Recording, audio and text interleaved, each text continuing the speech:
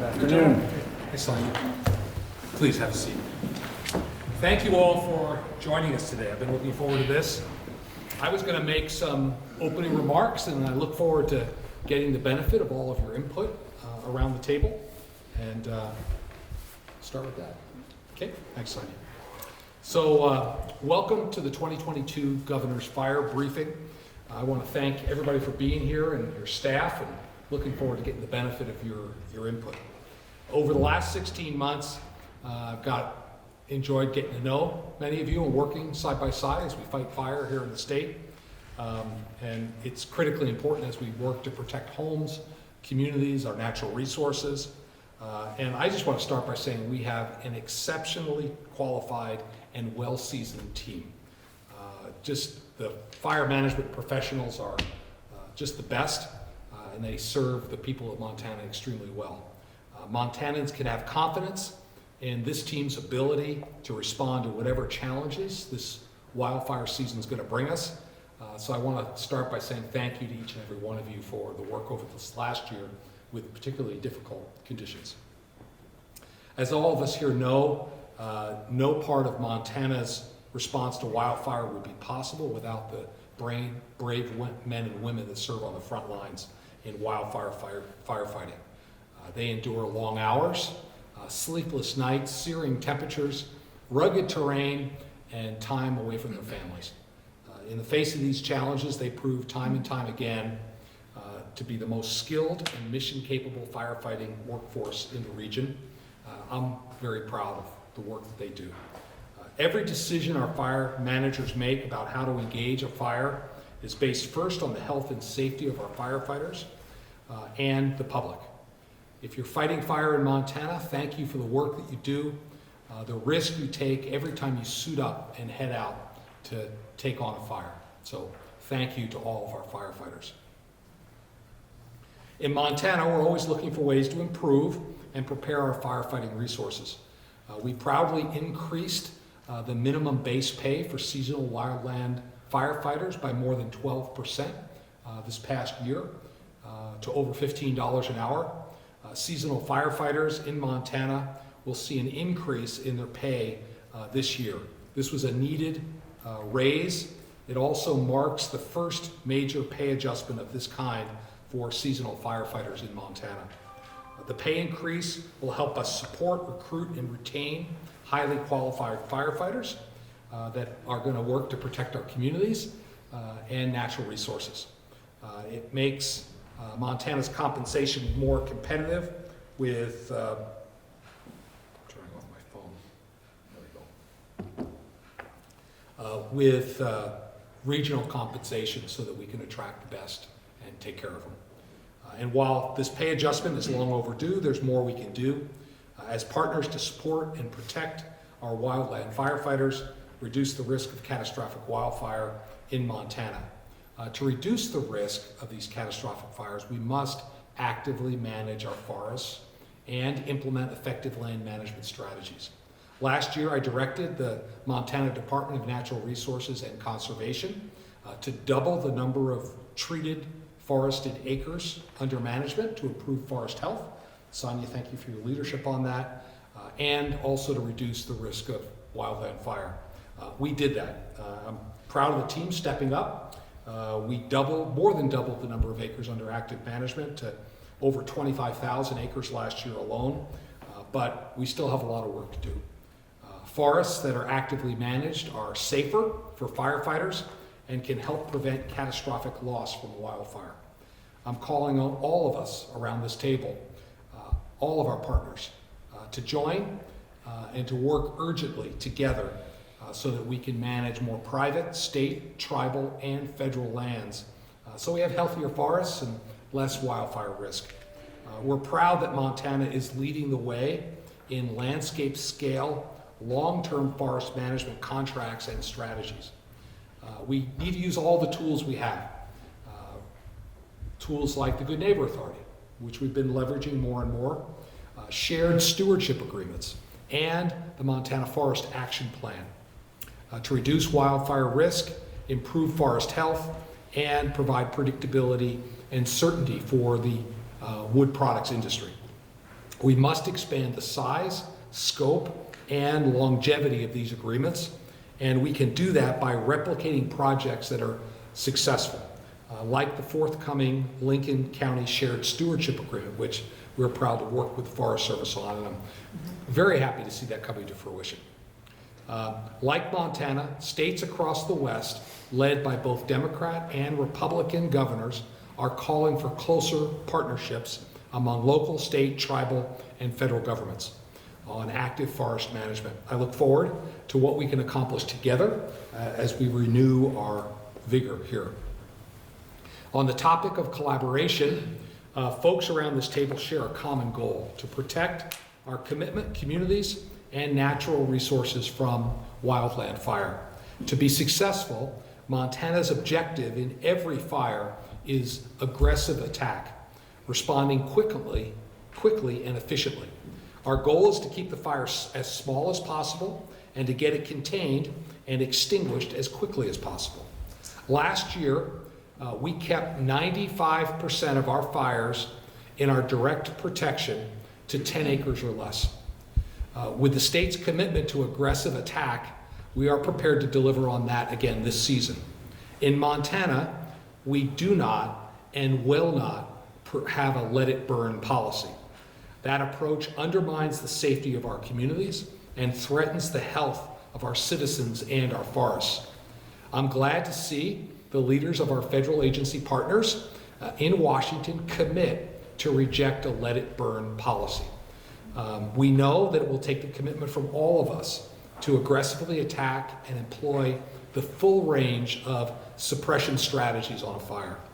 I'm calling on our partners across Montana to dedicate their agencies and resources to this end, to aggressive attack on all fires, from their ignition beyond 24 hours until they're contained and until they're extinguished. We learned many valuable lessons from the 2021 fire season, one of them being that we can no longer think of wildfire in terms of a season. Wildfire poses a threat to our communities year-round. One of the most devastating fires of 2021 occurred in December, the West Wind fire in Denton. And being there as the buildings were still smoldering, it was quite a tragic situation. The fire burned homes and their property. The people of Denton, however, are resilient, and we're proud we're working with them to rebuild their community. And the state will do whatever we can to support them. Denton remains at the front of my mind, and the West Wind fire is a poignant reminder of the importance of wildfire preparedness. That's why in a few moments, I'll proudly sign a proclamation establishing the month of May as Wildfire Awareness Month. While we can't control the weather, we can control what we do. On behalf of all of our firefighters and aviation resources, I'm calling on Montanans and our visitors to do their part to prevent wildfire.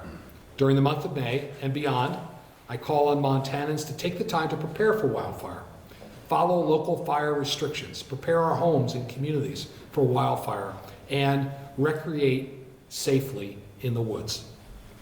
So with that, I'm going to sign our proclamation.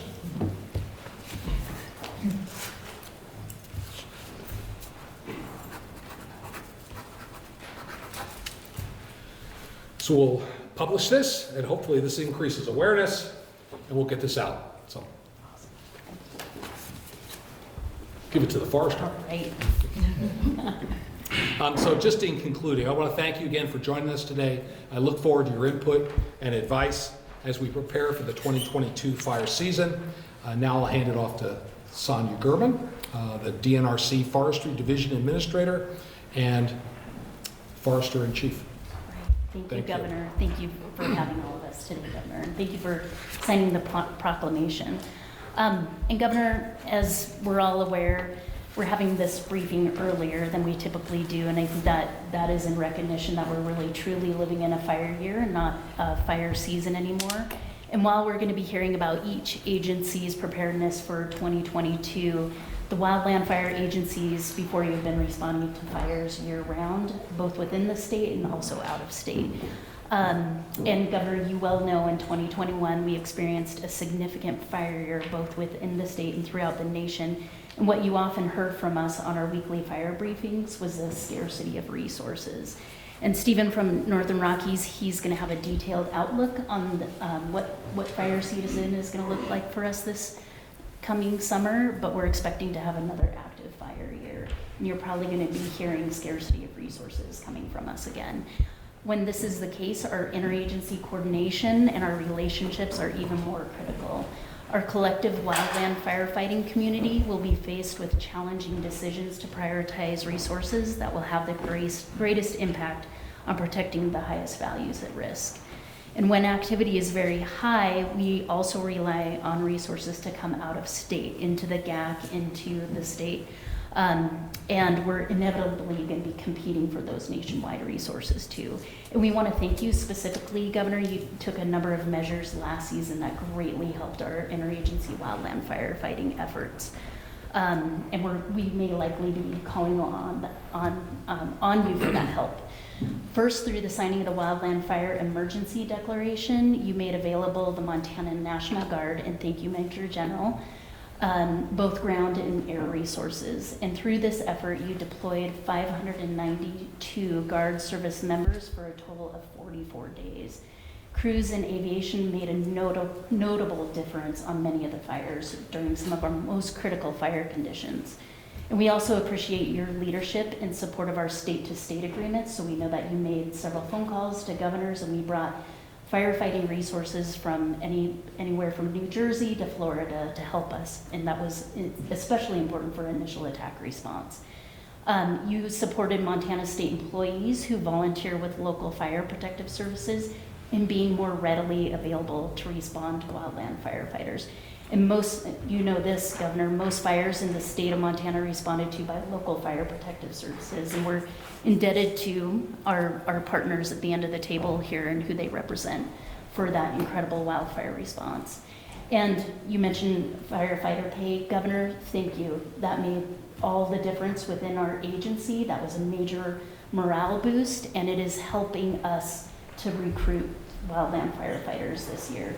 And everyone is struggling to fill firefighting positions, but this is hopefully going to give us the best shot at hiring some of these individuals.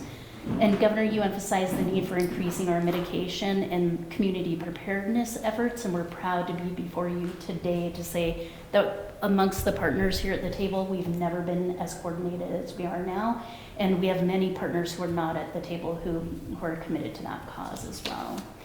And lastly, on behalf of DNRC, I'd like to extend my appreciation to everybody who traveled here today. It's wonderful to see you throughout the season, but it is also great to see you here today. And with that, Governor, before we hear from the partners, I was going to turn it to Major General Ronick right now for his opening remarks. If I could, General. Yeah. Thank you, Governor Sonya, for being here, and just good to be partnered with us as a resource to you with our servicemen and women. So. A big deployment year for us overseas, but still, I think we have plenty of people that are red card trained and equipment that you've used in the past. So overall, we'll kind of go through the brief. I'll fill in for that one, but again, as a resource that you need, we're always ready, always there for you. Thanks. Great, Governor. So we're going to go to Steve Ippoliti from Northern Rockies. Good afternoon, Governor. Stephen Ippoliti with Northern Rockies, and I'm with U.S. Fish and Wildlife, meteorologist, Predictive Services. And I'll be going over the outlook for we'll say fire season, but what it looks like for the next several months at least, the summer season. I do have a briefing up here, so I'll kind of go back and forth. Go ahead, page next. What we start with when we do this, we need to know first where we are, where we're starting from, what's been happening. We had the last year, as you know, things shut down rain-wise. It was a real dry year, really hot. That affects things, and you have a catch-up. So, how things happen and what's been going on. We've had a fairly cool year. I'll go over that more, and it's been fairly wet in some areas. So all that is taken into account. And go ahead. And we look at this, and this is actually, I updated this morning, so it's as up to date as I can get. We look at Montana on there, and if you see the brownish, reddish colors, there's not much on there. That means we're catching up. The last 30 days is up in the top left. Bottom right is the last 90 days. So it has been a bit drier towards, So brown is bad. brown is bad, green is good, white is normal. Okay. So, but we don't have a huge amount of dark brown across Montana, which is a good thing. And that's helped out things. As a matter of fact, there's a little bit of green in south. How does this compare to where we were this time last year? Last year, and I'll get to that. May was the dry month last year. Right, we're actually behind last year as well. I took a look, one of the next slides is, let me see, anomalies, but May last year, the snowpack was about 10 or 20% less than what it is now. So we're already on a better start than where we are, but part of that is the drought came in and really knocked things down. We are recovering, but it takes a lot to recover from a significant deficit. What's helped, like I said, the snowpack is ahead. The main thing is two things, is the mean temperature. As you can see, the blue is good, it means colder than normal. So we've been cooler for the last 30 days and 90 days across the area, and that's helped preserve some of that snowpack that we've had and that the mountains depend on. These colors are relative to average. Average, correct. So this is the anomaly, as you can see. The top is the mean temperature, the bottom is the anomaly. So the difference, departure Yep. from normal. So when you're looking at winter and you're considering fire, not everyone likes cold weather, but when you need to keep your snow around, you want it colder than normal because it doesn't melt away. So we've had that. Go ahead to the next slide. So we've been colder and near normal precipitation, and this is a snowpack or the snow water equivalent compared to median, where we stand right now. And as you can see, you go to the north, we're over 100% of median of normal right now. And where we were even a month ago in the southwest portion, that was down in the 70s. So we've really jumped up. We've made up some ground. We've made up some ground, significant ground, which is good news for those areas. Unfortunately, we don't have snowpack for the eastern side, and that's a lot of finer fuels, which are a lot more responsive to changes, small changes in weather. Go to the next one. So when we look at that, then we also have to look at the drought and where that stands. And this is the latest as of last week where they are. This has improved over the last few weeks and even since last year. We had a lot of the dark, deep red across the area. That's gone, that's been alleviated. We've had some of the extreme drought, they've backed off some more on that, especially in the east. You can see northwest Montana is actually out of drought entirely, and even the yellow is fairly out of drought, that's just dry. So we're doing a lot better than we were, and I think that conditions in some of these areas are even better than what this shows. However, because it can change dramatically over a short time, they don't like to take you out and put it right back in. So there's a cautious amount of caution in there. Go ahead to the next one. So the problem is when we look at a map like this, growing season, and trying to look at the outlook, you can see reds are just nothing's happening yet. So we're really not really started with growing season. Things are starting to green up a little bit, but they're still, even driving across from Missoula, I can see green, but also a lot of patches of dead grass in there too. So it's not really greened up yet. There's still a lot of things to go on, but we've been colder than average, so it's expected that green up would be delayed somewhat. So that's a factor too, brings into some uncertainty into the summer. Go to the next slide. So where we stand, another thing we have to look at is what the fuel moistures are. We have to take into account, and this is right now. We look at 100 hour, and I'm looking at 1,000 hour. Why? Because 100 hour dries out pretty quick. You can change fairly rapidly compared to large fuels, which are showing fairly not too bad across the area. There's a couple dry spots which are yellow, but overall not too bad right now. That's right now. And even in the 100 hour, which is changes quicker, we're not too bad right now. So that plays into effect for May and June's fire outlook. Go ahead with the next one. Another thing that we have to look at is what we call Enso La Nina El Nino pattern. And this is what happened last year. Is La Nina kicked in and shut everything down. So strong La Nina is drier for us, warmer for us. Right now, they're predicting about a 55% chance of La Nina continuing through the summer. However, they're forecasting a fairly weak La Nina. I have the graph up there. If you look, the black line right across the middle is average, is neutral. So a lot of the models are trending up towards neutral. So that also brings into some uncertainty into the forecast as to how close to neutral do we get.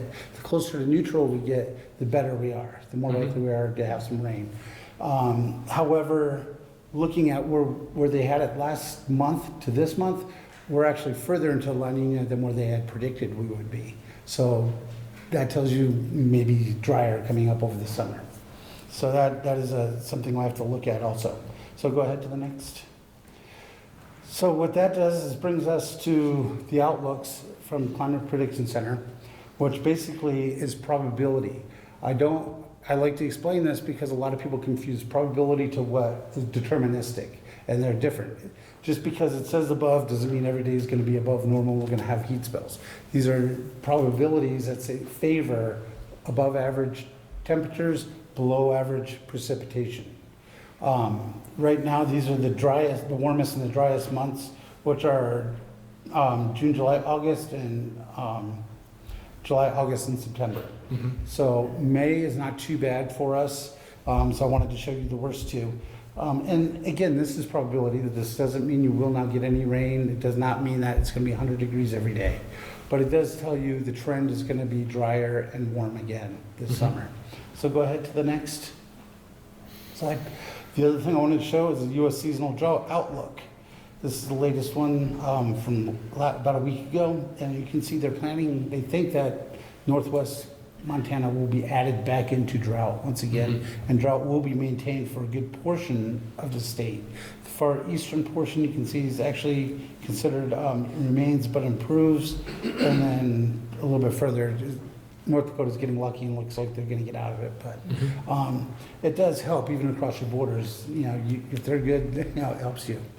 So we're looking at drought continuing, and that's why I don't think you're seeing a lot of improvement being put on those monthly maps or weekly maps, because they're expecting it to go back. Go ahead. Okay, so what that brings us to is the important part, is what does the season look like? We divided up into the predictive service areas. It's and you can see May, we're forecasting a normal season for May, normal month. And looking at the next 2 weeks, we continually have low pressures troughs moving in, bringing our rain for the next 2 weeks on and off for different areas. So it doesn't look like we're gonna dry out for the next couple of weeks at least. So that gives me fairly good confidence for May. June, we start warming up according to the outlooks from the Climate Prediction Center.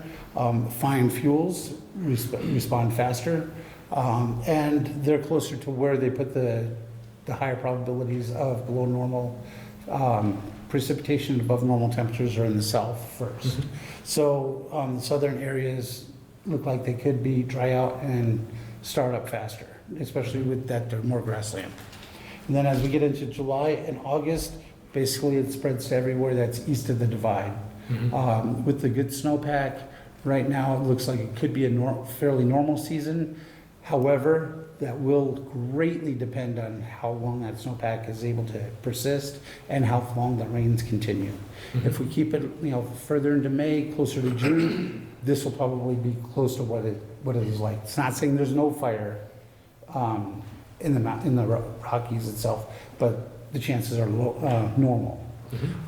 But you get east of that and drought continues. You shut off the rain, get it warm, grasses change and cure, and are available fuels to burn. So it doesn't take much. That's could be human caused or naturally caused lightning. So that's what we're looking at this year. This coincides when I go to the next page. There's a national outlook, and if you can, I'm sorry, the map's a little small there, but if you look, the top map looks nothing's near Montana. Everything's pretty white around us. So we go inside, we start up, even Wyoming shows up a little bit for June, same area. Then we get to July and August, and you can see basically the same area. It's east of the Rockies is dry, warm, and looks like it could be above average. The other thing to note is the West Coast down towards California also is expecting a significant season. And why I mention that is smoke. And that's, I know, a big concern as you get to... And competition for resources. And competition for resources. Yeah, a lot of competition. If the plains are like that, there's going to be a lot of competition at this time. And California, when it goes, as we know, they suck up a lot of resources. So what we're looking at is another above average year, especially east of the Rockies.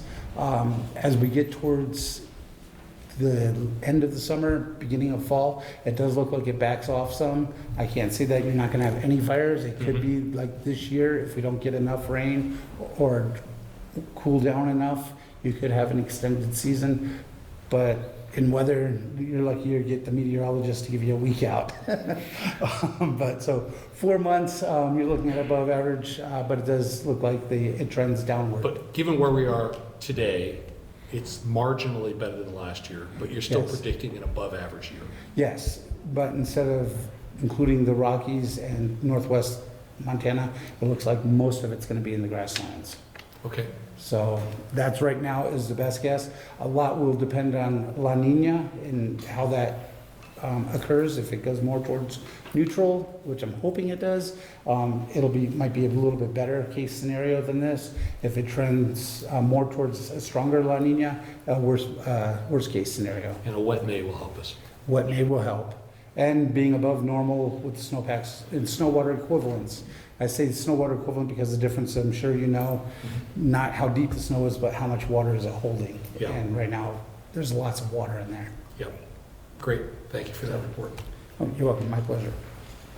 Great, thanks, Steve. Governor, we're now going to turn to somebody who's new to the fire briefing, and Matt Hall, who's our Fire Protection Bureau Chief, who we just brought on this winter, but who has worked in wildland fire for many years, over 20 years with our organization. So, Matt. Thank you, Sonya. Thank you, Major General, for being here and ensuring the access to soldiers and airmen of Montana to support our wildland fire season. So thank you. Good afternoon, Governor. Again, thank you for inviting DNRC and our partners here today to update you on our readiness for the 2022 fire year. I know all of us around this room are committed to working together to protect Montanans and the landscapes we all value, and I appreciate you gathering us here today. As Sonya said, my name is Matt Hall. I'm the new Fire Protection Bureau Chief with DNRC. As Fire Chief, I oversee the Fire Protection Program and responsible for ensuring the safe and successful operational response to wildfires across Montana. At DNRC, firefighter and public safety is and always will be our highest priority. Our mission as an agency is to protect lives, property, and natural resources from wildfire by providing safe, effective services to Montana's citizens, as well as leadership, coordination, and resources to the state's wildfire organizations. We have developed and partnered with local and federal agencies to provide an extremely effective and capable firefighting force to accomplish that mission. As always, our aim during the fire year is to keep fires small and short in duration. I believe you mentioned earlier that at the state, we strive to keep 95% of our fires at 10 acres or less, and are committed to aggressively fighting those fires during initial and extended attack when safe to do so. I'd like to take this moment to extend our gratitude to all firefighters who routinely answer that call year-round. We're grateful every day for the work that they do, and their dedication and commitment to our communities is truly remarkable. We're in the process right now of hiring and training our DNRC seasonal workforce, and we expect to be fully staffed by the second week of June. Governor, we're also, again, very thankful we were able to offer a pay increase thanks to your leadership and efforts to raise that seasonal wildland firefighter pay in the DNRC. So thank you. We look forward to continuing this work with you as it's more important than ever that we modernize our firefighting workforce in the DNRC to effectively address the challenges we face in these fire years. In addition to training our own permanent and seasonal firefighting personnel, DNRC also coordinates, develops, and delivers training and equipment at no cost to all 56 counties in the state through a tremendous partnership with our County Cooperative Fire Protection Program. Ensuring that local and volunteer firefighters are safe, effective, and successful in suppressing wildfires in their communities. You'll hear this many times throughout the briefing today, but fighting fire is a team effort here in Montana. As we head into what is likely another challenging fire year, it's more important than ever that we rely on the strength and those partnerships. And I'm confident that together with all our partners in this room, we will effectively suppress wildfires across Montana. Speaking for DNRC, I can say that we are ready, willing, and able to protect the 5.2 million acres we have direct protection responsibilities for, as well as the 55 million acres of private land in the county co-op program. We'll also be ready when we're called upon by our agencies to support them as well in the state. In 2022, our operational resources will staff 6 interagency dispatch centers, 50 engines, and 4 helicopters throughout the state in support of that mission. Our 4 MT-205 Bell UH-1 helicopters will be stationed at Kalispell, Missoula, Helena, and Billings, and our firefighters will be trained to national standards in order to support other states when that request comes. Additionally, the DNRC County Assist Team, or CAT, is ready to deploy. The CAT is an all-hazard incident management team formed to help rural and local volunteer fire departments when a fire exceeds their local capabilities. They'll host their annual training the second week of June as well. This is a field training exercise where we conduct basic skill level events and live fire training for brand new firefighters who are from communities all around Montana, as well as building additional skills for those firefighters who move into the higher level fire management positions. This past year, the CAT mobilized on 9 incidents for more than 40 days over the course of 7 months. As you mentioned, we all know Montana's wildland fire years are becoming longer and more intense. We have already, and we have to be ready to make that response year-round. This was evidenced last year when we spent 50 days at preparedness levels 4 and 5, which are our highest preparedness level, and a record number of days with 24-hour staffing at our dispatch centers. One of the destructive fires you mentioned, the West Wind Fire, in December, and really our state disaster declaration didn't end until the very last day of December this past year. Though we are thankful for the recent moisture, we still have some long-standing underlying drought conditions that we're going to be faced with this year, as we just heard from Steve. Knowing that we're preparing for this fire year to be just as challenging as the last, it's imperative that apart from firefighting, we, DNRC, our partners in Montana, focus on reducing wildfire risk to our communities before the fire starts. There are 3 areas that we need to focus on. We must take more steps to institute active forest management throughout Montana's forests. We must prepare communities to be fire adapted, and we must work to prevent human-caused fires in Montana. When it comes to active forest management, from a fire management perspective, it's a critical tool that helps reduce the severity of fires, creates conditions that are safe for firefighters to respond in, and gives us a better chance at keeping fires small. I'd like to thank you again, Governor, for investing another $4.5 million in projects that embody the strategies and goals of the Montana Forest Action Plan. To reduce wildfire risk, these actions mitigate the probability and intensity of fires, reducing the overall wildfire hazard to our communities. Secondly, we need to prepare our homes, communities, and counties for wildfire. As Montanans, we work and live in forests and grasslands across this state, which means we also have a responsibility to be prepared for wildfire in our backyard. For our part as an agency, we've recently hired a new wildfire community preparedness program coordinator focused on educating homeowners on mitigating the vulnerabilities of assets in our counties and communities and reducing the exposure and susceptibility of those assets. We've developed our communities and infrastructure across the state. As we develop our community and infrastructure across the state, we must ensure that we build those with wildfire resiliency in mind. And lastly, we need to reduce the number of human-caused fires. In Montana, 80% of our wildfires are human-caused. We're doubling down on our prevention efforts this year, as one less human-caused fire is one less fire that puts firefighters and the public at risk. Really a call to Montanans here and our visitors in the state is that we're going to need our wildland firefighters to respond to those natural ignitions, so we need them to do their part.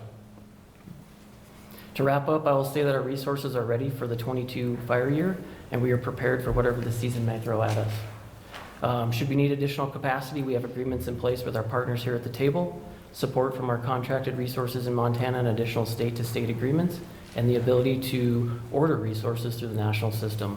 I want to assure you, Governor, and the rest of Montana, DNRC is ready and willing to fight fire in Montana this year. I just wanted again to thank you for the support for the DNRC fire program and your interest in our planning and preparedness efforts this year. Governor, do you have any questions for me today? Well, just I want to welcome you to your new leadership role. I have complete confidence in you and the team. DNRC really did a remarkable job last year with an exceptionally high fire threat, keeping 95% of the fires under 10 acres. And I just appreciate the leadership in this aggressive attack on these fires to get on them quick in conjunction with our local partners and get them put out, because that's the way we save lives and property and natural resources. So thank you, Matt. We stand ready to help when it's needed. Thank you. Thank you, Governor. Thank you, Matt. Now we're going to turn to our local government partners, and we're going to start with Rich Cowger. Governor, Rich Cowger, representing the Montana State Fire Chiefs Association, also the fire chief in Columbus. Thanks for allowing us the opportunity to be here.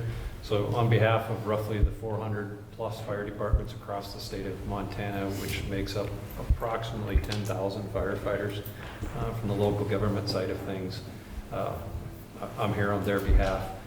Just to give you a little bit of a breakdown, we have roughly 750 career firefighters throughout local government. And then the balance of those firefighters are a combination of volunteer and or part paid. 83% of the departments across our state are completely volunteer. There's roughly 12% that are a combination of paid and career. And then the fully career organizations make up roughly about 5% of fire protection across the state. Interestingly enough, though, those career departments protect about half of our population in the state of Montana, and then the combination and volunteers protect roughly the other half of the population, but by far the greatest land area are under the protection of typically volunteer and combination office or departments. I'll be blunt, the fire service in Montana, much like the rest of the country, is seeing some struggles with volunteer recruitment. Staffing issues. The pandemic didn't help us out, and then of course with the cost of increased living, getting volunteers to move into some of our rural areas is quite a struggle. And of course, when we see things such as things that are out of our control, such as fuel prices, those are really huge concerns of ours. For many of our organizations are very small, don't have much for budgets to begin with, and then when you start looking at that increased cost for fuel, it'll be a concern, especially as the duration of the season rolls out, as to how they're going to have a continuity of operation through those kind of things. Rest assured, has been communicated. We continue at the local level to work with both our state and federal partners. We sit with them on the chair of the Northern Rockies Coordinating Group. And in that group, then we also get an opportunity to help pre-plan for what the season might look like as it comes up, and help to allocate resources as the wildland fire season progresses. And that's a point of pride for us here in Montana, because that's not a model that's seen across the U.S. I think there's maybe one other region or two that have any kind of a semblance of local government at the table. So we're pretty proud of that in the Northern Rockies, that's shared. And as I've said always before, that most families are dysfunctional in nature, and we can be that way. But that Northern Rockies Coordination Group gives us the foundation to be able to hash out some of those differences and figure out plans how we're going to mitigate them. So it's done at a higher level before it ever gets to the ground, so that when it comes down to the ground, we're at a unified operations and with a mission in mind. I'll stress our partnership with DNRC. It has been fantastic throughout the years, and it continues to be that way. About 15 years ago, those relationships weren't as good as they are now. And through the State Fire Chiefs Association, in partnership with the county fire wardens, we formed up a statewide wildfire committee that focuses on those local and state issues. And before, we used to have some pretty long, drawn-out meetings. Now they're still monthly, but most of the time they're pretty quick because we don't have many issues. And that's a huge thing that we're proud of. We want to continue to commit to our relationship, knowing that success for one of us means that we all have to be successful, and that's beyond DNRC and even to our federal partners, that for all of us, we've got to be successful, and to do that, we've got to work together. And with that, local government's truly treated as a partner, not just an outlier that's there, but by all of our partners, both federal and state. And, again, I'll toot our own horn a little bit. Local government's the one that's there 12 months out of the year, 24 hours a day, regardless of many of our partners use seasonal folks. You've got a fire department somewhere that can provide initial attack. They can provide resources for extended attack, and even on many of our management teams across the Northern Rockies, you have local government partners that are in some of those key positions in management teams. So that's a pretty neat deal. I will go off script a little bit and talk about quickly that, what's been brought up there is we've transitioned to the fire year, and you brought up Denton, and I think that's a key thing to think about, that last year we actually evacuated and threatened more communities in our prairie country and grasslands than we did sometimes in our timbered country. And so our focus on wildland urban interface and some of that education, I think, needs to expand to include all of our communities across Montana, because we can look at Boulder, Colorado, and the tragedies that happen down there, as well as stuff that's going on in Kansas and Nebraska right now, as well as to see that it doesn't have to be homes and trees that are the only things that we're concerned about. So just a little shift on focus from where we typically go there. And lastly, I personally want to recognize you for your efforts with the during last season with the volunteer firefighter emergency leave for state employers. That's huge. And coming from the state level to be able to encourage their employees to leave to help respond to these incidents, who knows what it will help do for our partners in other industries, that maybe if they can afford to let their employees go, they can encourage it as well. So that was a really neat thing to see, and we thank you for that. And I'm available for any questions later. Yeah, so first I just want to thank you for your work. It's often the local fire department or county resources that are the first ones on the scene, and it's that initial response that makes such a big difference in whether we lose property or lives. So thank you for that. Working together, we've had a good working relationship. I just want to clarify one thing. We talked about aggressive attack on fires. Is it your policy and that of your association members to be aggressive in your attack on fires?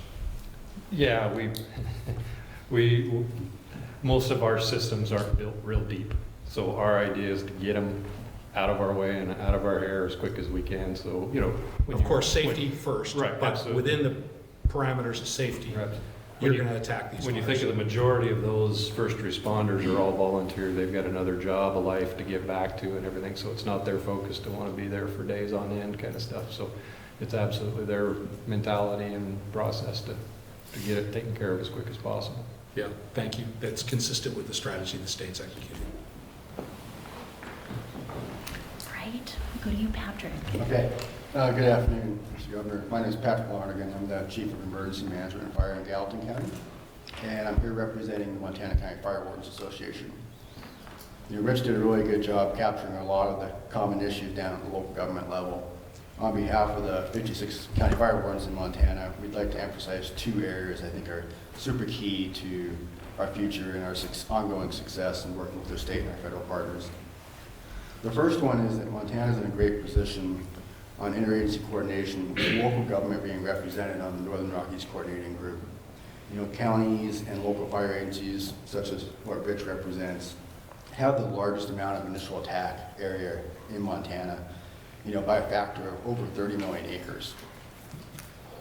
And not all geographic areas represent that level of engagement and suppression that takes place at the local government level. So I think it's great that here in the Northern Rockies, we are able to engage in that interagency coordination, both pre-season and when incidents are taking place. Secondly, the DNRC is doing a great job working with local government collaboratively on several areas that are force multipliers, one of which being the Cooperative Fire Protection Capacity Grant, which is helping add wildfire leadership capacity at the local level in counties this summer throughout Montana. And that's a new program, but I think it's a great program, and I'm excited for the first year, and hopefully it'll be a future program that builds that capacity in those counties in the future. Really the future of effective initial attack on both state and private lands and our neighboring federal jurisdictions is being improved greatly through the modernization of the County Cooperative Fire Protection Program, both with this grant and the whole future of what that program is bringing that the DNRC has been working on. And the fact that it's all based on collaborative efforts between the counties and the fire protection agencies from those counties in the state is not something that exists in all states. So Montana's unique in that, and it's good. So to kind of wrap that up, I think through our local government representation in the Northern Rockies and these collaborative programs with our federal partners and the state, that Montana is well situated to respond and maximize our available wildfire resources, not only in 2022, but in the years to come. And with that, I'll stop it, unless you have any questions. Yeah, Pat, just one question. First, I want to say thank you for protecting Gallatin County and through your representation here, my home. So thank you for that. And your work in leadership with all the counties and representing them here. Again, you're often the first ones on the scene before the state can dispatch. Are you aligned with the state in this aggressive attack on all fires, and are you in a position to pursue that across the state? Yeah, just like Rich said, local government's everywhere, but it's not necessarily deep everywhere. And so our goal is, in most jurisdictions, not all, but I believe it probably is all local government to suppress all fires on initial attack whenever possible. Well, stay safe out there, and thank you for your work. All right, thank you, Patrick. We'll go to Leanne. Yes, thank you, and good afternoon, Governor. It's great to see you again. Good to see you. Leanne Marten with the Forest Service. Great to see all our partners around the table and around the room as well. So, Governor, I was really intrigued with your opening remarks, because so much of it, I was looking at my own notes going, yes, yes, yes, very, very much right on the same page, which is not surprising, but always nice to hear and nice to listen to the partners around the table, because one of the things I really value in Montana is our partnership. We're in it together. We're at the table, the Northern Rockies coordinating group, the agency administrators, we're really in it as a team, and we couldn't do it without your leadership in the state, so thank you for that. And you also mentioned, it starts upstream, right, with our fuels reduction work, and really doing the work on the ground. So as you've heard, Governor, and you're aware of, is the Secretary of Bills Act just announced, and the Chief of the Forest Service, the 10-year wildfire strategy. And a lot of that hits Montana right at home. Lincoln County, I'm like you, I'm very excited with the agreement that we're putting in place up there. We also have many Joint Chiefs projects across the state of Montana with your Department of Natural Resources as well as NRCS, all of it doing fuels reduction work on the ground. And so I think that's the real upstream work for us to focus on, as well as prevention. Matt mentioned in Montana about 80% of the fires are human caused. Across the nation, it's about 89%. So really with that prevention and getting the message out, and you did a phenomenal job last year, Governor, really appreciate that. Driving down the freeways with the Department of Transportation and the billboards and the different messages, I think went a long ways in Montana. So again, thank you for that, and I look forward to working in partnership on the prevention side. And then when fires do occur, of course, our first priority is the health and safety of the public we serve and our responders, and working in team. And going into 22, we're prepared to be there in team again from that standpoint. And anticipating your question on initial attack, right? When we have unwanted wildfires, we are going to have rapid initial attack to suppress those fires using every tool we have in our toolbox to do that. making the really tough decisions sometimes on prioritization based on resource availability, weather, terrain, and all of that. But definitely for unwanted wildfires, you bet, we're gonna be right there trying to do our best to keep them small and not let them grow on that part of it. We have a lot of resources we'll be helping with again this year, our aerial, our helicopters, smoke jumpers. We got a lot of our rookie classes going through now across the state. We have a lot of engines and hand crews. Similar to others, we're having some challenges with the hiring, but we're working through those challenges. So we'll be right at the table with everybody here, going into the wildfire season, helping and making the decisions that need to be made for the resources in all of Montana. And with that, I'll just pause and see if you have other questions for me. I know you're hearing a lot of the same message, which is encouraging. Yeah, good. Well, thank you for your commitment on aggressive attack. I think it's extremely important. I was really encouraged by the Forest Service chief's message out saying we're unequivocally, we're not going to have a let it burn policy, which was encouraging because it's consistent with the strategy of the state. And I really think this work in Lincoln County is a model for projects we can do elsewhere. I'd like to see more landscape-sized projects that are longer in term so that the private sector can make the capital investments to make sure we have the infrastructure in place to be good stewards of the forest. So thank you for being here, and we'll keep open channels of communication. Absolutely. And again, thank you for your commitment on aggressive attack. Great. Governor, now we're going to go to Theresa with Bureau of Land Management. Governor, thank you so much for the opportunity to be here today. Theresa Hanley, I'm the Acting State Director for the Bureau of Land Management in Montana and the Dakotas. I want to let you know that Bureau of Land Management is well prepared to respond to wildfire this year. And as continuing with the theme that you've heard, we will continue to work in partnership and support our local, our state, and our federal partners in this team effort. The Montana Dakotas Fire Program, we focus our efforts to provide for safe and effective wildfire response, support for fire-adapted communities, and working to create and maintain resilient landscapes, the three tenets of the cohesive strategy. We will continue our support with our partners to meet our resource and fuels reduction objectives, and that's across all administrative and jurisdictional boundaries. And the cross-boundary work that we do is incredibly important and a significant part of what we do to accomplish our goals.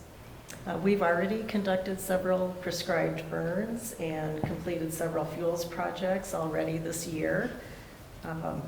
And we have an aggressive plan to treat over 46,000 acres this year, funding and weather permitting.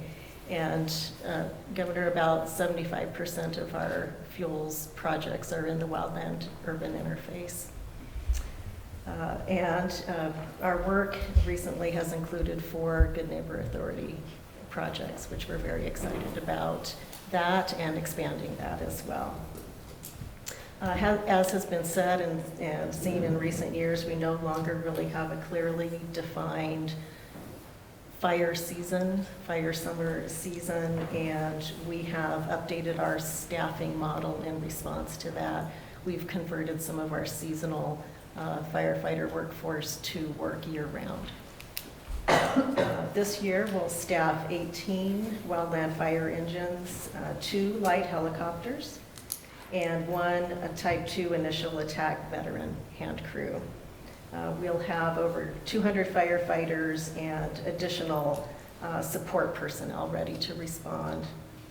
We will again operate a large air tanker base in Billings and air tanker bases in Miles City and Lewistown to support the single engine air tankers, 4 of which we host during the summer.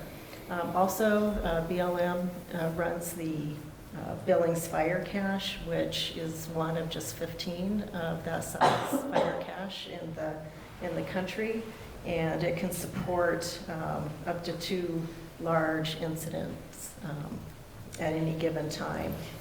So our cooperative partnerships between BLM and local fire departments are absolutely crucial to our collective success in responding to, particularly to rural wildfire. And as you know, that impacts grazing, it impacts recreation, wildlife, and other values that are so important to the economy and livelihoods in Montana, and that across state, federal, and private lands. Our BLM's Rural Fire Readiness Program is dedicated to enhancing the firefighting capabilities with our wildland partners. We expect with our partners to train 1,000 local firefighters this year. And this program has also allowed us to donate equipment, former BLM engines, and we hope to, again, plan to do more of that in the future. Governor, we will respond to wildfire, putting firefighter and public safety first and foremost. We will swiftly do initial attack and try to keep fires as small as possible. A lot of the Bureau of Land Management administered lands are intermingled with private and other jurisdictions, so it's very important for us to take that approach. And we value our partnership, and thank you. Yeah, a couple questions if I could. The 46,000 acres that you're doing fuels mitigation on, is that across your whole region or here in Montana? We have some projects in North and South Dakota, but for the most part, that 46,000 acres is here in Montana. Okay, great. And I was encouraged to hear the work you're doing to stage resources to be ready for the season, because we never know when it's coming. True. And thank you for your commitment to aggressive attack within the parameters of firefighter safety and weather conditions and everything else. We appreciate your collaboration to make sure we get after these and get them put out. Thank you, Governor. Right, Governor, we'll go to Jim, Fish and Wildlife Service. Good afternoon, Governor. Jim Forsythe, Fire Management Officer, U.S. Fish and Wildlife Service here in Montana. So I oversee all Fish and Wildlife Service lands in the state of Montana, and that's where my boundaries are. So all here at home with you. It's no surprise that we're the small players at this table. But the majority of our lands are east of the Continental Divide. So Steve's briefing there doesn't give me warm and fuzzy feelings for us for this summer.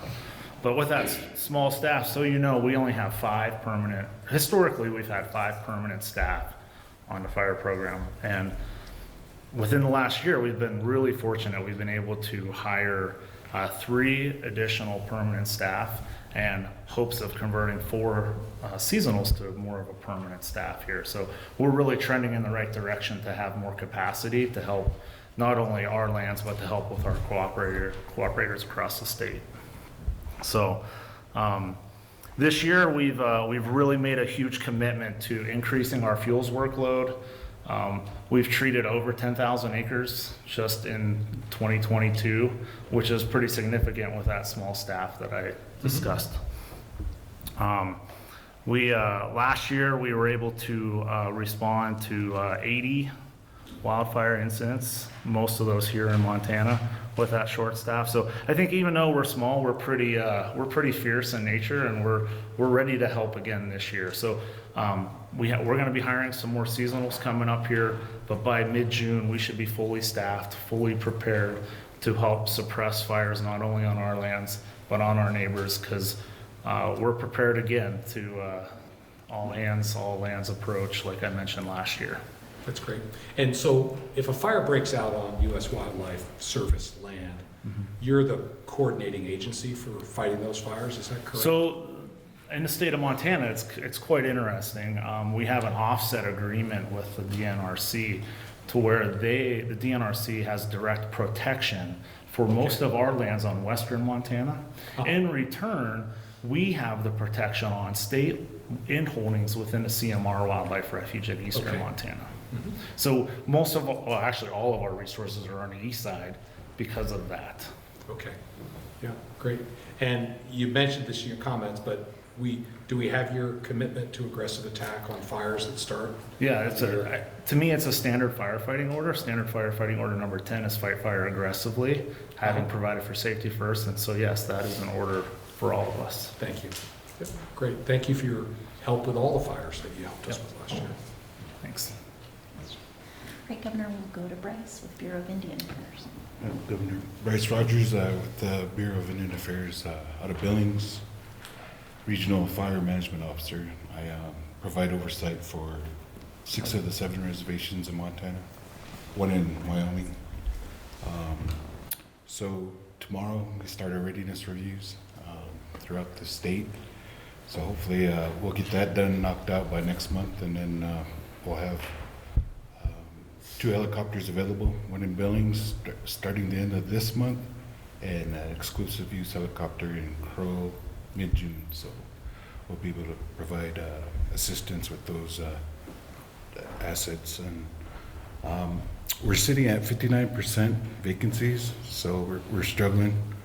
We continue to rely on our local governments, a lot of our folks that we share value with our partners, federal partners, and so I think we're just here, just providing aggressive firefighting efforts, and that's just we're limited in size, so we knock them out as much as we can. Well, your collaboration is appreciated, and I appreciate your commitment to aggressive attack. The 59% vacancies, do you think you'll end up filling those with seasonal firefighters, or what? So what we're finding out is that we don't have a lot of firefighters out there, and we're starting to see that with our partners. But this year, there's quite a few that are signing up. That's a good sign. It might take some years to get those guys moved up. So, yeah. Thank you for being at the table. Thanks for inviting me. All right, Governor, we'll go now to Department of Environmental Quality, and I see a director behind me, but I see Bo Wilkins over there, right? I'll stand up so people can hear me a bit better. Governor, thank you for the opportunity to be here today and to have a voice in this conversation. My name is Bo Wilkins. I'm the Department of Environmental Quality and I'm the Air Quality Bureau Chief. Air quality is definitely a secondary impact, especially in the context of the conversation in this room, but it's one that affects every Montana and is far-reaching beyond Montana's borders. So again, I think it's important that we're part of these conversations, and thank you.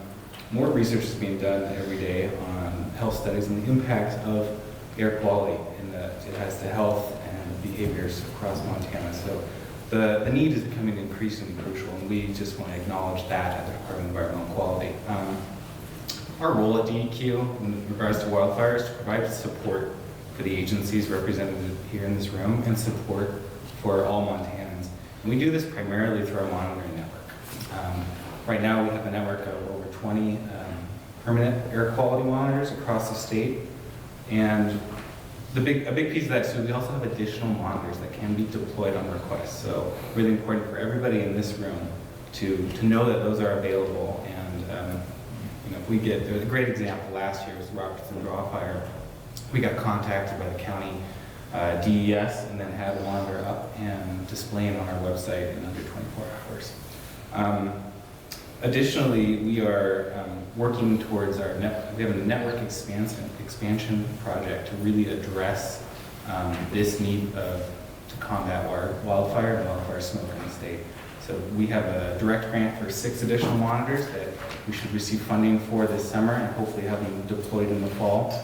And we also have additional grant requests out there to even further bolster that network.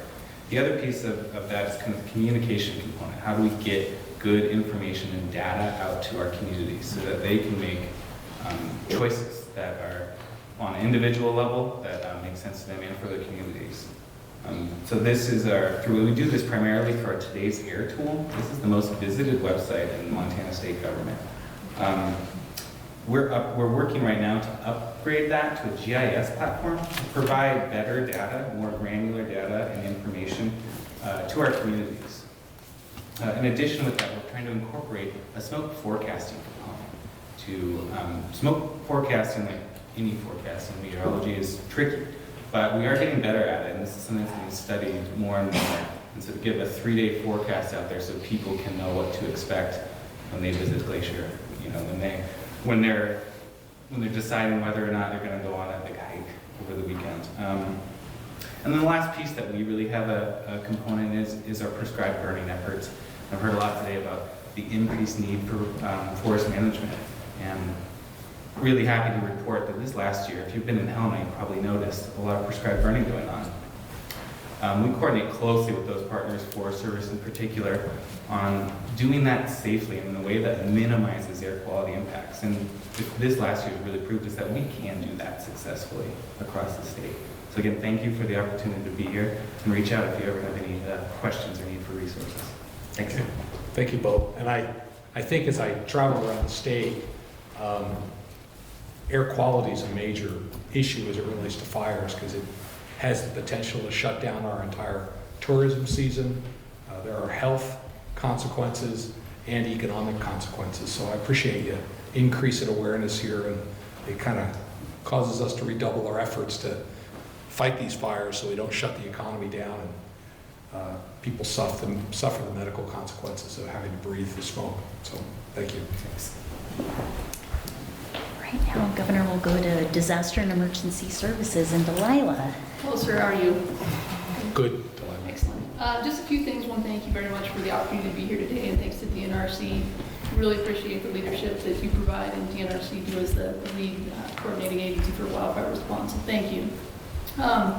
As you know, we're here to support in any way we can, and just again happy to be a part of this conversation. So. A few things that we want to make sure that we're always tracking at DES.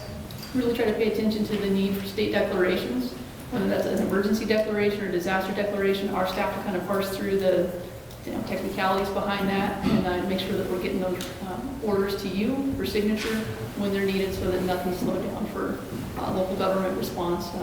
But you say to get the resources where they're needed as quickly as they're needed for this fire season. So that's the role we'll continue to play there. We're also, last year was the first year we had to the advantage of not having to re-up our disaster declarations for wildfire every 30 days. So it was really nice. Once we got that in place, the conditions drive the length of the declaration, and that's a good process. And as it was mentioned, that was in place all the way until December of last year. So we'll see what this year has in store for us. There is an opportunity to pursue presidential disaster declarations if things get to that point. Last year we did see that happen on the Robertson Straw Fire. We did request a PDAC presidential disaster declaration. The benefits that come with that are some cost share for some of the eligible costs for FEMA, is a 75-25% cost share. Really looking at damaged public infrastructure, eligible damage to public infrastructure. But just know that we have to hit a pretty significant threshold of $1.7 million of those eligible categories before we can request. So not to say there's not lots of activity going out there, but very few fires reach the magnitude of a presidential declaration under today's criteria. We do see frequent FMEG requests go through, and a big thank you to Matt. He's just doing an amazing job over there, keeping his finger on the pulse of what's going on the ground. And in the last 5 years, we've had 18 FMEGs submitted. And again, that comes with a pretty significant cost share, 75-25 split there on those costs. It also comes with the opportunity to do some mitigation work post-fire. So for every one of these FMEGs that come through, it's about $780,000 per FMEG that can be used for wildfire mitigation and other all-hazard mitigation work in the off year. So it's good that gets in there. And it's not convenient. I mean, these kinds of applications have to go in while the fire is imminent. So one of the things that's not helpful for local government is for us to be calling, and Matt to be calling and saying, hey, I got to put an application in right now, where are you at? But he does a good job. They do a great job keeping on top of it so that it kind of happens behind the scenes. So it's great. Other things that our office would be happy to stay engaged with them with the National Guard if we get to a point where they're needed. That order will come through DES. We've worked up through the general for your approval.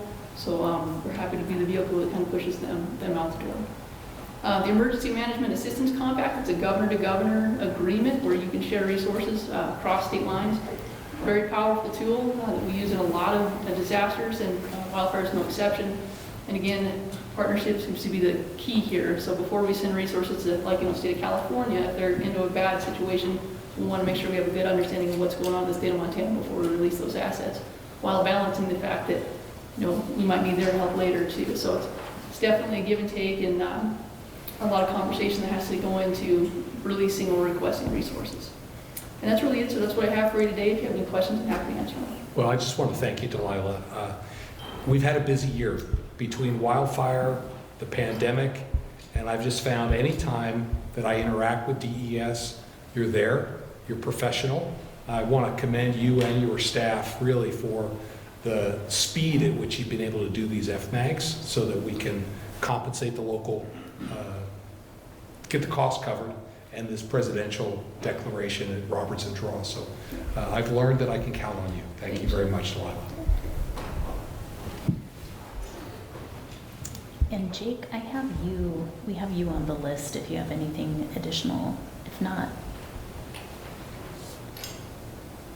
Did you have any additional? Oh, no. I was avoiding my. With that, then, Major General, can we hand it to you? Thank you, Sonya, General.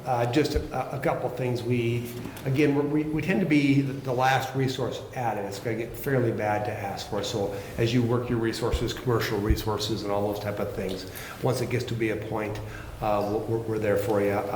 Did over 500 soldiers and airmen last year for the fire, so a significant season to activate. It's one of our higher ones for last year, including the equipment and aviation modules that we went out there with. So kind of prep that for this year for you. Really appreciate the resources we got and the training we got for Red Card training. So about 446 people trained or refreshed. So they're ready to go. We're just wrapping that up this last few weeks here. So they'll be ready. And we're currently doing module training with our aviation assets. So they're all up to speed if needed. Also work with Delilah and also Colonel Morani, who runs the domestic side of the house, also as a commander, as we coordinate with you on resources to make sure they're ready. We do have an initial response capability if in case property or people are in danger. We do that with mainly our helicopters, but that we don't need emergency declaration, so but limited on that. But once we come down working with you and Delilah, once we got emergency declaration, that really preps a lot of things for you. And then we have communicated to you surge capabilities and also sustain capabilities. So you can surge us to a point, but then we also have pretty good sustain capabilities too throughout the season. And then if we do need more Red Card training, we've had good results of getting trainers from out of state to help us train while we're actively fighting fires. So we're well prepped for you, sir, and ready to support the Dnrc effort too. Thank you, General. And I just want to applaud your efforts last year, this special Red Card training. And just to get the number, about 450 guardsmen and women now have a Red Card, so they can, if we need to call on them, they're there. Yep, they are. Terrific. Yep. Thank you. You bet. Governor, that concludes our roundtable. Sure. I just want to thank you all for being here. This is a team effort, and you have our commitment from the state side to be transparent in our interactions and work with each one of you to make sure that we can protect our communities, our natural resources, and property. And that's really what it's all about. Since the start of this year, Montana has already had 222 fires. We've burned 1,300 acres, and it's only May. So we're just getting started. It's looking like this year is going to be hot and dry again, although the weatherman gives us some room for optimism, but we'll see. We can all pray for a wet May. Rest assured, based on your input and the work at DNRC, local, municipal, and county resources, Montana is ready for fire season. So we'll prepare for the worst and pray for a good outcome. We will respond immediately to fire with one primary goal, and that is to put out the fire as safely and as quickly as possible. And I appreciate all of your commitment to embrace that strategy along with the state. Montanans rely on all of us to put out fires that threaten their homes and their communities safely and our natural resources. And we've got to be accountable to that because they're counting on us.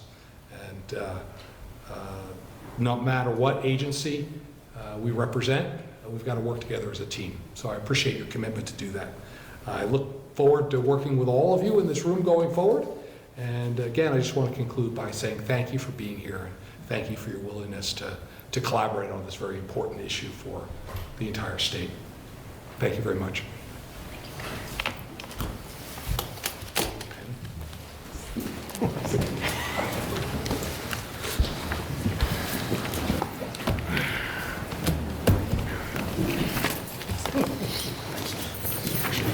Thank you.